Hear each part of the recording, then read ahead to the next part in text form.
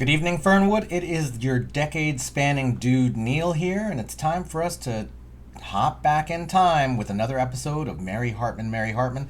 Today we are watching episode 169 from November 25th, 1976. It seems like it would be Thanksgiving, but, we'll see if there's any Thanksgiving stuff going on. Let's do our recap. Yesterday began at breakfast with Mary assuaging Tom's hurt feelings after he discovered that Mary was not interested in having a baby as much as adopting Kathy's baby. Heather joins up and is actually very excited about adopting Kathy's baby because that means that she might learn some parenting skills as she goes. And then Tom gets on board. Over at Tippy Toe's trailer, Annie has a friend there, and that happens to be Merle Jeters, who spent the night. Merle speaks with a sexy-voiced CB lady, and Annie offers to introduce the two of them. Then Tom shows up and is a bit surprised, maybe taken aback by the fact that Merle is even there. Annie explains that it's her right to have people over, and that's just good times, and Tom expresses that she should not be trusting Merle. Mary takes a visit to the Adamses, or more specifically to Kathy, because she wants to explain the plan to adopt her baby. Kathy explains that she would like the baby to go to the Adams because they are such an advantaged family. She calls for lunch, and then Mary leaves very, very disturbed. That's all of the recapping we've got for yesterday. Let's get our Thursday started.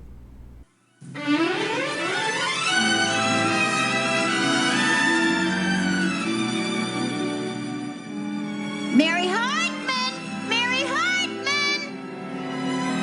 Come on, Kathy, don't you like it? I haven't seen so many colors smashed in one place since the 5-car crack-up on Highway 4. Kathy, those colors were coordinated by a very top designer. Looks like an accident to me. And I look like a wreck.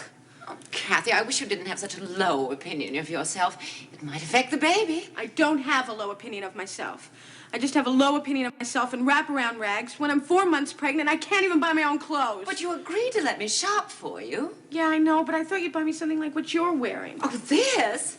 A Gainsborough gray fiella smock with Raglan sleeves, named after Lord Raglan, Commander-in-Chief of the British Empire. Oh, excuse me, that wouldn't be for you. Yeah, well... Mrs. Danvers? Well, this isn't this sewing basket special. I feel like a Mademoiselle Don't. Send him right up. It's your grandfather. Now, really, Kathy, there is nothing more Mademoiselle do than what you've got on. It is a Puerto Rican folkloric with a hint of Guatemala. It's very salsa and courant. It's a natural for you. It's a natural disaster. And if you think it's so très hip, why don't we exchange? Oh, Kathy, don't tease me. You know I couldn't get away with anything so deliciously vulgar. Brian would just disintegrate. He'd just sink into the ground. Well, maybe with red tricot panties with fringe. Oh, but you know Brian. He has zero pizzazz. Brian thought the pillbox hat was showy. Oh, come on, he's not home. And it'll only take a minute. Why not? Oh, all right. Oh, this is fun. Oh, it's like playing dollhouse. Oh, this is so soft. You know, if I tried Chinese red, sky blue, cockatoo green, and cameo rose on Bri, he would just perish. All right, let's see what you look like. Come on. Come on. Oh, let me see, babe. Oh. Oh, you know, that's what I like about you, Kathy. You are naturally vibrant. You are vibrant and vulgar and common, and it's beautiful. It's beautiful and real and sensual and shockingly tumescent. Shockingly what? Ripe, my love. Oh, like a melon. Yes. Now, Kathy, when you go into labor, and we'll play it as it lays, of course, no anesthetics or prepping or any of that rot. Wait a minute, what do you mean we? Well, you'll do it, and I'll learn it. You know, in case I have to fake a couple of hours of agony to convince Daddy. But you told me this morning that Daddy was convinced. Oh, he is. But we just have to maintain the illusion. No anesthetics, Christine. It's no illusion. Oh, well, the natural childbirth is for the baby's sake, not Daddy's. Yes, but what about mine? Oh, but Kathy, you were made for it. For the natural style. You'll look beautiful down on your hands and knees, panting and sweating and contracting. Hands and knees? Listen, having a baby on one's back is a savage invention of modern medicine. Maybe easier on the doctors, but it's very anti-gravity. Primitives, at least, have the sense to squat. But the very best way is like this. I'll show you.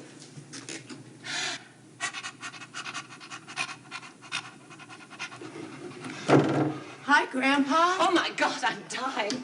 Oh. Why? Did you just climb all those stairs, too? Grandpa, this is Christine Adams. She's the mother of my child-to-be. And this is my mother's adopted father, Mr. Larkin. Oh, so pleased to meet you, Mr. Larkin. You must excuse my seemingly strange behavior. Oh, no, Mrs. Adams. I've already forgotten it. Oh, well, how chivalrous and gallant you are. It's too bad he's not a blood relation of the baby's. He's so mannerly, so courtly. I'm so out of breath. Oh, I'm so sorry. Here, let me clear your space. Thank you. There. Just out of curiosity, Mr. Larkin, what sort of business were you or are you in? You have a certain je ne sais quoi. I'm in futures.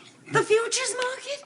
Well, then you must know Daddy. In my work, sooner or later, I run into everybody. Oh, well, speaking of running, I really must leave and get into something a little more, you know, Babe Paley before Bri gets home. Grandpa, what a genius. How did you know to tell you were in futures? It's true. That's a nice outfit. I like that dress. It's wool, which is what I'm going to have to pull over somebody's eyes, which I won't mention, to keep it. Kathy, why don't you quit this wheeling and dealing adoption business and come home? Martha's got a job as a victim of intended rape, and I'm working now, too. Oh, Grandpa, I'm so proud. What was it, one of those get your diploma at home courses on the back of the matchbook covers? Not exactly. It was more that nobody but the Crassett Funeral Home appreciated my unique qualifications. Crassett Neighborhood Mortuaries. Your future is safe with us. I'm a before needs advisor. It's not bad, really, except for the colors. What colors? Well, in my day, everything was black, simple. It had dignity. Nowadays, all the caskets are made of molded foam plastic and dyed. Things like cockatoo green and Chinese red. And the insides are sky blue. And cameo rose. How did you know? It's a very popular color. Well, I always advise the plain pine box. It's simpler, natural, it has dignity. You're right. Death should be natural. It is more dignified. So, when you're coming home? Grandpa, I can't. I know it's hard to understand, but, well, ever since I've been in the family way, I feel like I've been in the way when I've been with the family. Suit yourself. I'm trying to, and I knew you'd understand. I don't, really. But, what does it matter, as long as you're happy? And that is a nice dress. Oh, what do I know? Oh, HV, I am so nervous about bugging Jack and Jill with your electronic detection surveillance equipment. Now, are you sure we won't get arrested if they find out that we are violating the individual's right to privacy? Don't worry, Martha. It's procedure. Besides that, they're not individuals. There are two of them, which makes it conspiracy. Oh, it's also confusing, but I am just going to pretend that they are innocent until you have proved to me, that is, beyond a reasonable doubt, that they are guilty of being wickets or whatever. Oh, they are. Oh, but what if they are really? What if they are really in telepathic and photogenic communication with the intergalactic tribunal of the crime? They're not.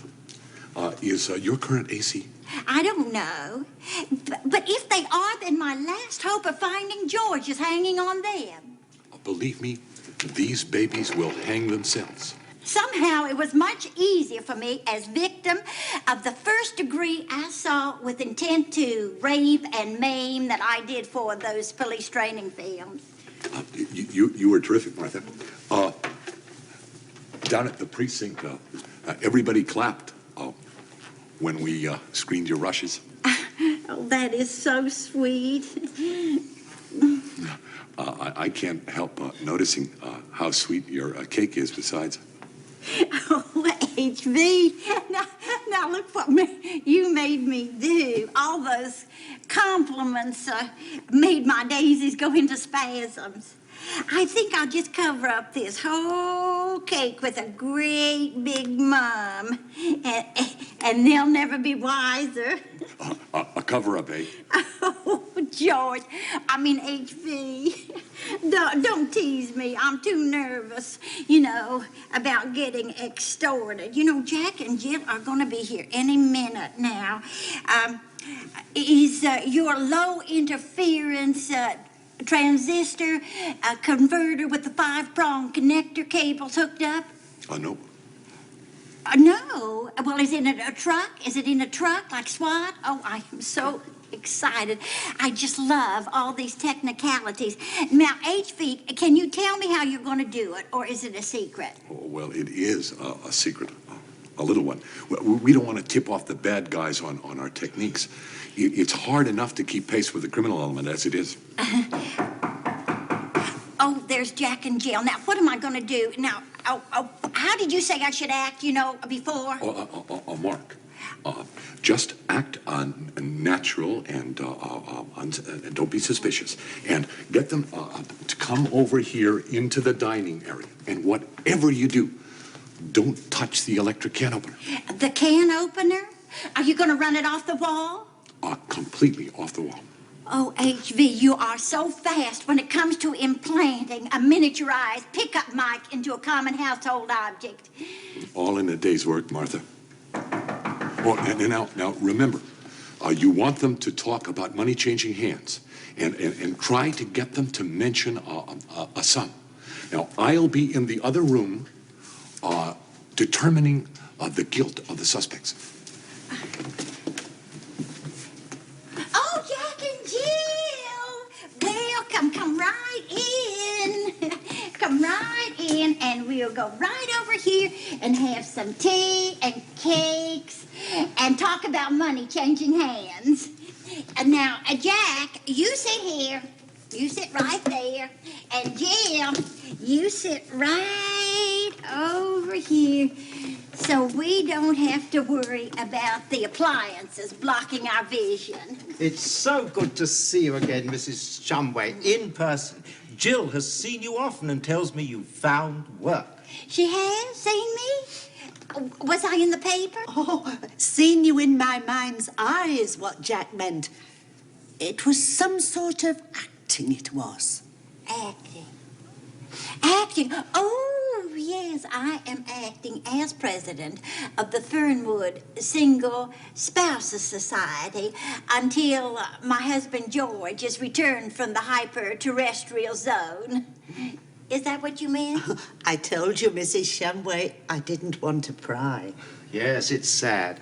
Jill has fabulous powers, but she refuses to cultivate them.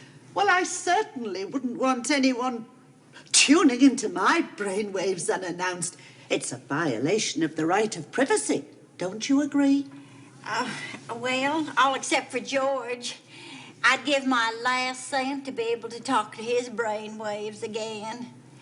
And speaking of my last cent, now this is very unsuspecting and forgetful of me, but how much money did you say it would cost me to make the crime return my husband? Yes, the crime.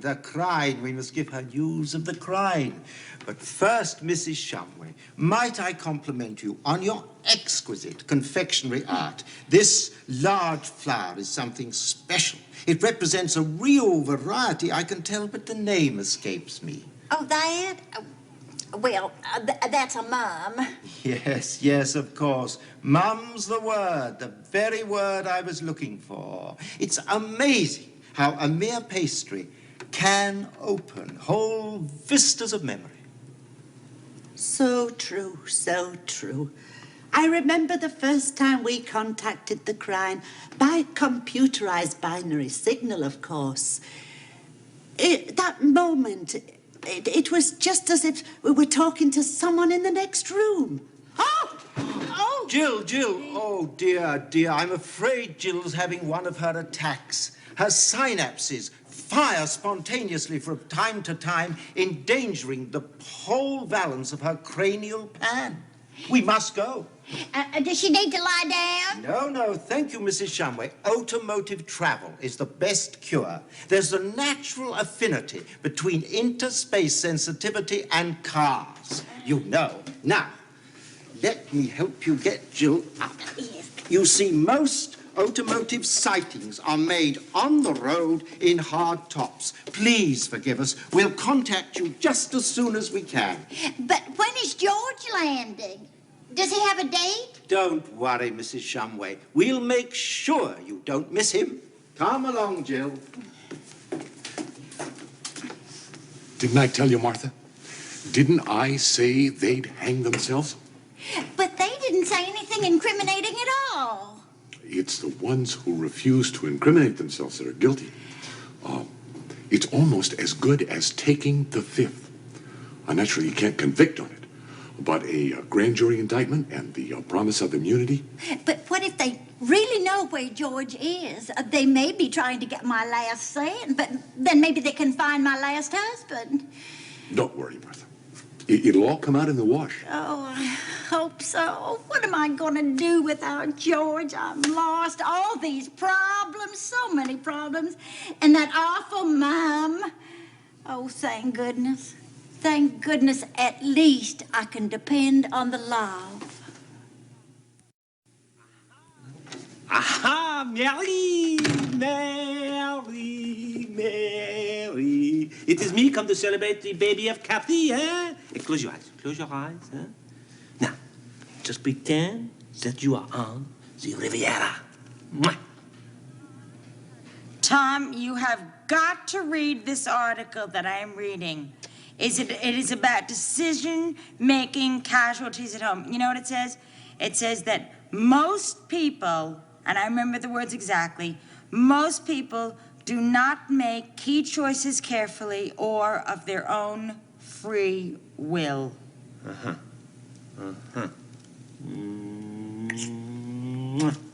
So, how does it feel to be a mother-to-be again? Well, What do you mean, well? What? What, something happened?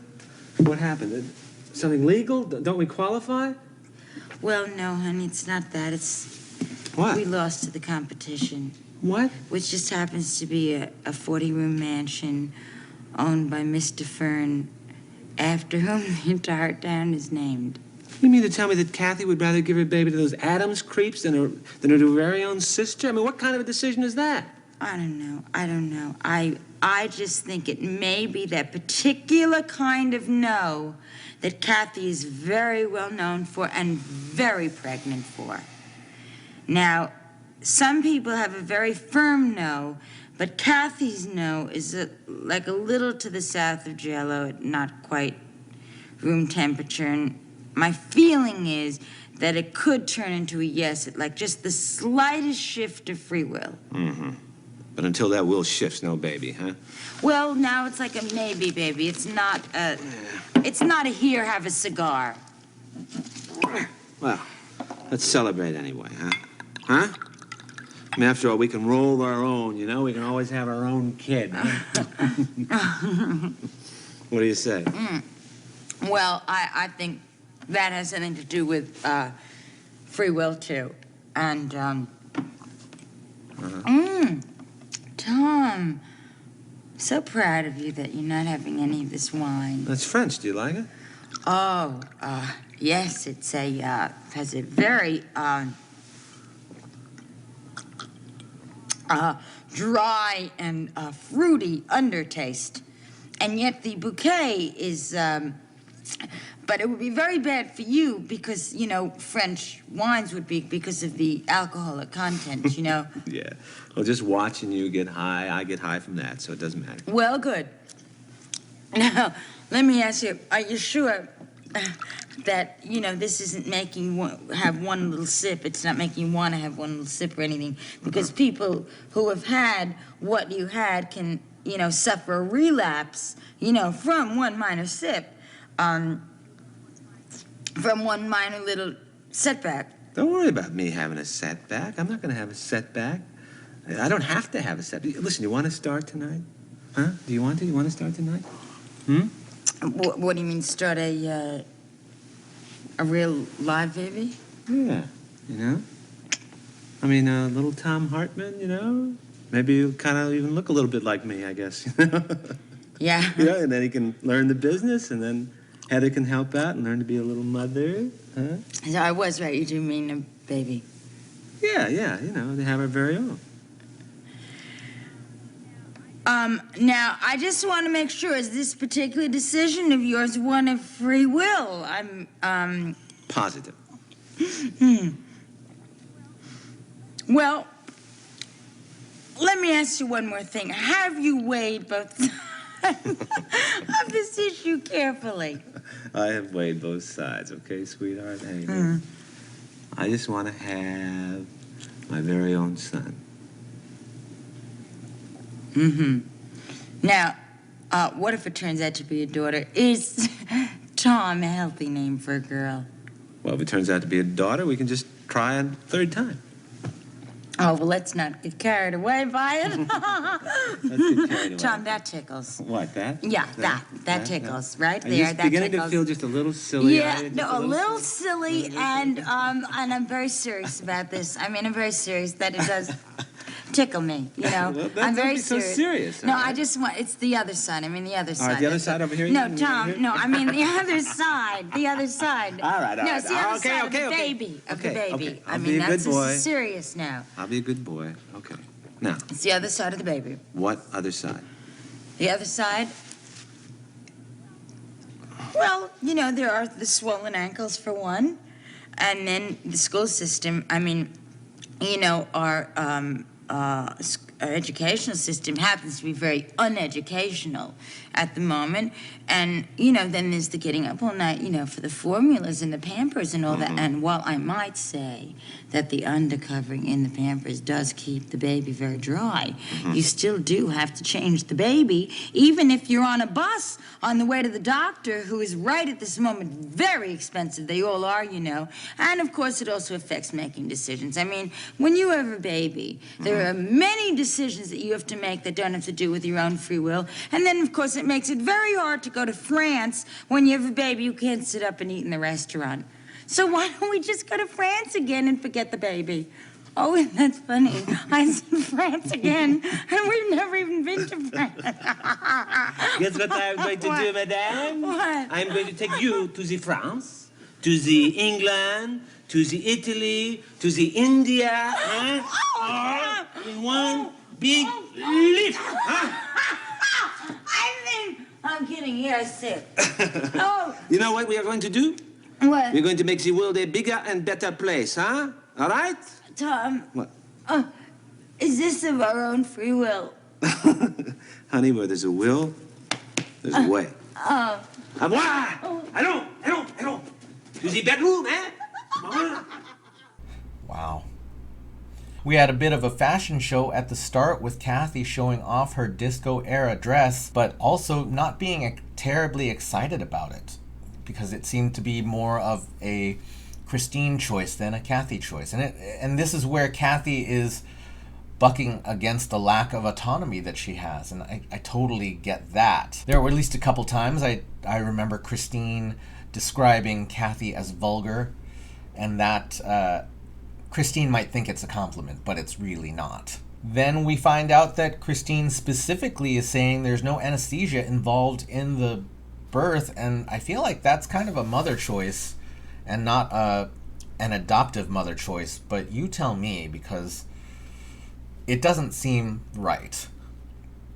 But it was amusing to watch Christine on all fours doing her version of that as Grandpa walked in, and Christine is fairly charmed by the man, and hey, he's got a new job. He is a pre-need advisor at a mortuary, and good for him. I'm really glad that he's got a little bit of money coming in. Maybe we'll see some storylines come his way at some point. But I was glad to see that Grandpa was, even though he didn't understand Kathy's choice, willing to accept it as long as it made Kathy happy. And yeah, I think that's the thing. I feel like Grandpa is being very loving in this case.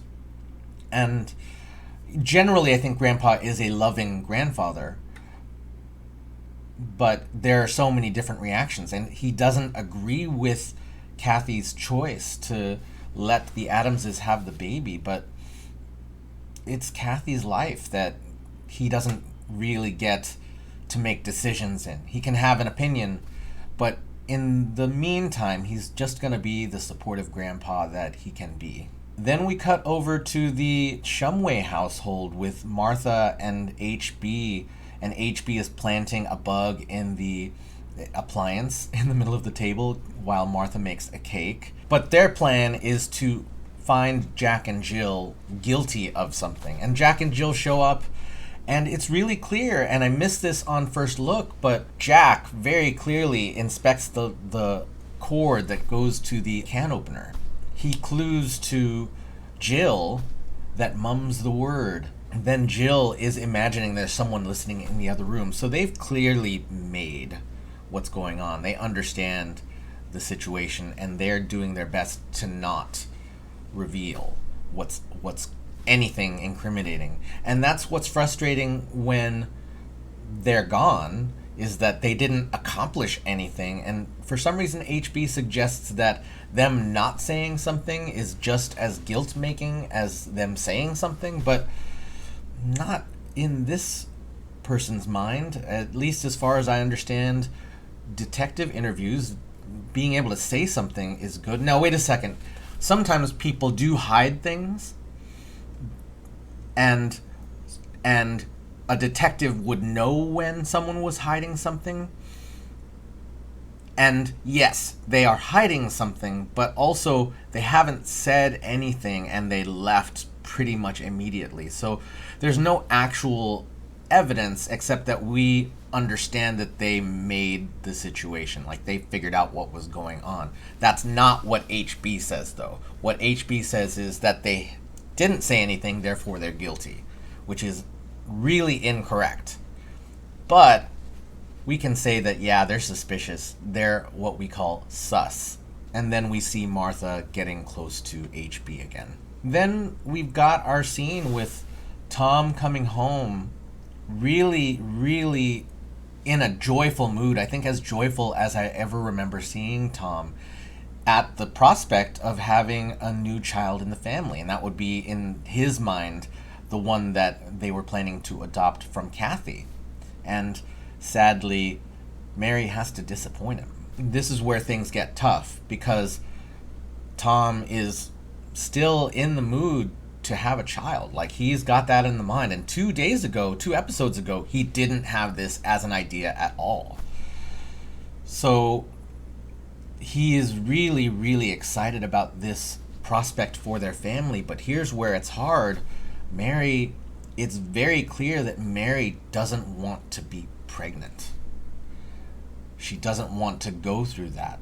And what's hard here is that Mary isn't verbalizing this. She's not saying it clearly.